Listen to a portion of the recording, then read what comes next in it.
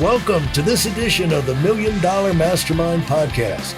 This is where we pick the brains of high achievers from all walks of life and get their hard-earned, real-world insights on winning. I'm your host, Larry Weidel. Hello, everybody. We're talking to Adrian Dayton from Salt Lake City. Hello, Adrian. Hey, how are you, Larry? This is a lot of fun having you on, and I know you've had a lot of adventures in the entrepreneur world and picked up a lot of real world experiences. That's what we want to tap into, and people are starving for information from people that have been there, done that, and know the ropes. And, it's good for me and you to keep talking about it so we don't forget at least some of what we've learned along the way. It's just like people say, some people say, I don't know what I'm doing. And I tell them, I know what I'm doing, but it was like, I know what I was doing in the past. I don't know what I'm doing going forward because I've never been there before, And so we're going to take those lessons and see if we can pass them on and have some fun. So, Salt Lake, how long have you been out in Salt Lake City? So I grew up in Salt Lake City. Oh, did you? Okay. But then I took a detour. So I lived out in Buffalo, New York for 13 years. And I came back here about 5 years ago. So okay. And I don't know what kind of skiing they have in Buffalo, but it's world class in Salt Lake City. That's right. That's right. The quality of my skiing has improved greatly since moving back from Buffalo. So yeah, Buffalo does have a couple of actually decent resorts. They just don't have much altitude. So, Yeah. Yeah. As I remember, Hunter Mountain and places like that outside of New York City is like narrow trails and a lot of ice. And right. That's right. Not like the West. But let's talk about winning. And right now, you're running a company called Entrepreneur Operating Systems, EOS. And since 22, you've kind of had an amazing run with that thing. We'll talk about how you ramped up with that, but helped transform and train over 15,000 professionals into effective business developers with LinkedIn, Twitter, blogging strategies. And so becoming one of the fastest growing practices in that arena, breaking, it says here, global records in the first 6 months. So how did you start? It's always great when you can start with a bang because it's always hard to start. You got to overcome inertia and you've got to put some points on the board to convince yourself and everybody else that you know what you're doing. So it's really great when you can explode out of the gate. In fact, the lesson I would think that you and I would have learned along the way to pass on to people is don't think about just starting your business. Start in your planning process and your learning and your questioning. Try and get a strategy how you can explode out of the gate, because then if you don't explode, at least you get a running start. You got to maximize your chances of winning, but at least you ought to be thinking about an explosive record-setting type start, and you pulled that off. So talk about how you pulled that off. Yeah, thanks. So I sold my software company and stepped down in June of 22. And then a couple months later, I went basically to go through the training to become an EOS implementer. Yeah. And I thought, you know what? I've sold my company. I made some good money, but I want to still have an impact. I want to still help other companies. So maybe I'll find 4 or 5 clients and help leadership teams. And that's the way EOS works is you'll work with a leadership team for about 5 days a year, right? On their quarterly planning and 2 days for their annual planning. And so I thought that sounds like a great thing I can do and just take it easy and have a nice, comfortable life. And then I was sitting in like the big, general room of the last day of the conference after the training. And they showed up on the board all the records. They were like in the fastest out of the gate, from the first 6 months, like, here's the record. And I looked up at that and I said, I don't think I want 5 clients. I want to break the record. And I just saw that. And it was interesting because after being, there was a couple years selling my company, then a year, for my earnout before I stepped down, I hadn't been so energized in years.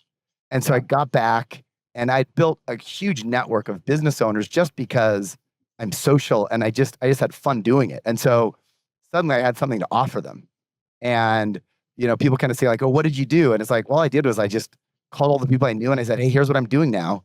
Would you like me to help you scale your business? And got a great response. And then, of course, referrals from that, I'm sure. Of course. Success breeds success.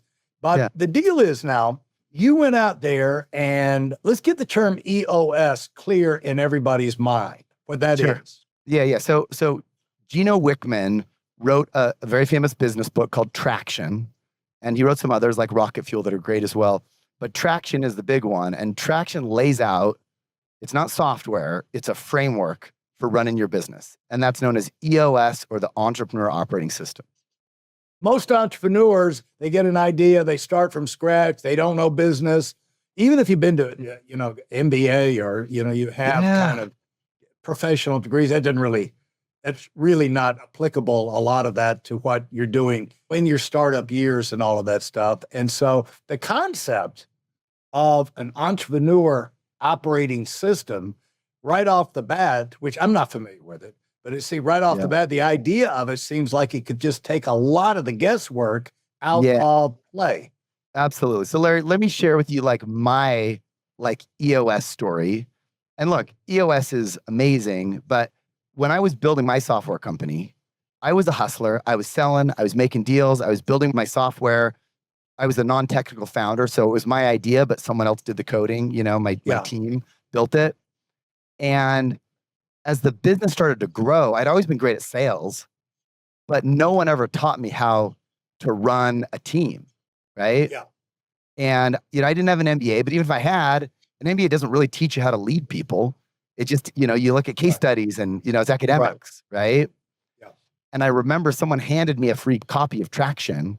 And so I got on a plane ride to California, long trip, 4 or 5 hours. I opened the book, I started read the whole book in one sitting. And it was just oh, this is how I run my meetings. This is how I create a weekly scorecard. This is how I rate my people and make sure I have the right people in the right seats. It just gave me answers to all of these things that I could have figured out. I could have faked my way through, but just to have a framework, suddenly it was okay, I'll just do this. And now I can focus all my creativity, not on learning how to grow a business, but on building the best product I can, right? Yeah. So anyway, it was a game changer for me. My business took off at that point once I had that structure in place. And so anyway, that's kind of EOS in a nutshell. And so here's the thing, that before we go on, I got to get this off.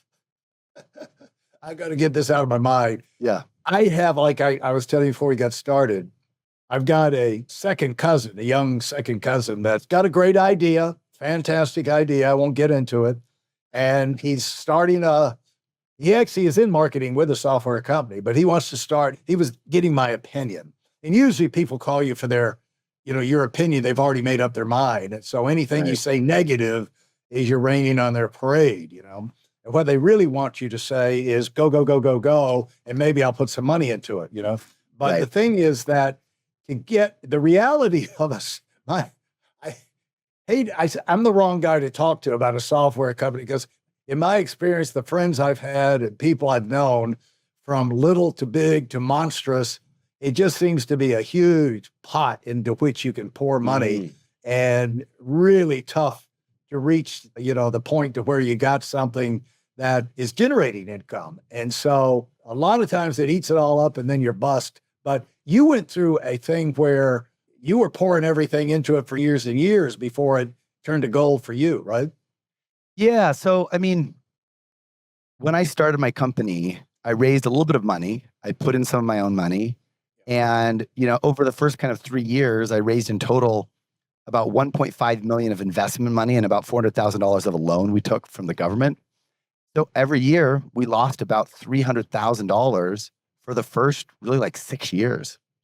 The 7th year, we lost about $50,000. And look, my whole life, I've been a very conservative, in how I save money and how I spend money. And every single year, it just kind of tore at me that, look, we are growing quickly, but we're spending more money than we made, right? We're funding our growth, Talk about why in software, why is that? So people who have, there's going to be thousands of people with great software ideas, and a lot of them need to go to market, but they need to know the facts of how it goes, and it kind of helps you plan a little bit. Yeah, absolutely. Why is it that the sucker keeps eating up the money?